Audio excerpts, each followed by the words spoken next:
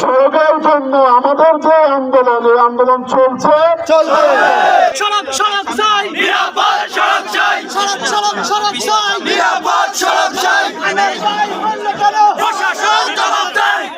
আমাদেরও বক্তব্য, জি স্যার, প্রশাসনেরও বক্তব্য, জি স্যার, কারণ সড়ক নিরাপদ না হইলে আমিও নিরাপদ না।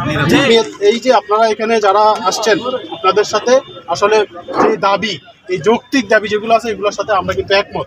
আজকের পর থেকে, এখনকার পর থেকে আমরা ডান্ডাকে নিষিদ্ধ করতে হবে। পরের মিটিং করে একটা সিদ্ধান্ত দেওয়ার পরে আবার ওই সিদ্ধান্ত ডামটাক ড্রাইভাররা ওভারটেক করে তারা চলবে স্যার। নিশ্চিত আমরা ছাত্র সমাজ, আমরা সামাজিক সংগঠনের মানুষ আমরা জেনে গেছি স্যার, প্রশাসনের কোনো না কোনো ব্যক্তি এটার সাথে জড়িত স্যার। চালকরা আমাদের কাছে অভিযোগ করছে তারা লাইসেন্স নিতে পারে না। বিআরটি অফিসে লাইসেন্সের যদি ৫,০০০ টাকা সরকারি রেট থাকে, ১৫ থেকে ২০,০০০ টাকা এবং দুর্নীতি স্যার। এগুলার বিভাগীয় একটা ব্যবস্থা গ্রহণের মাধ্যমে স্যার আমাদেরকে প্রতিশ্রুতি দিবেন। কারণ হচ্ছে যে আপনাদের দাবির প্রতি আমরা সবসময় কি সম্মান জানাই। জনসাধারণের যে সকল যৌক্তিক দাবি সেগুলোর প্রতি সম্মান জানানোটাই আমাদের কর্তব্য, ঠিক আছে। আর এখানে ড্রাম ট্রাকের যে বিষয়গুলো, এরা বেপরোয়া এবং আমি বলবো বেয়াদব। যে এদেরকে নিয়ে একাধিক বৈঠকে আমরা বসছি।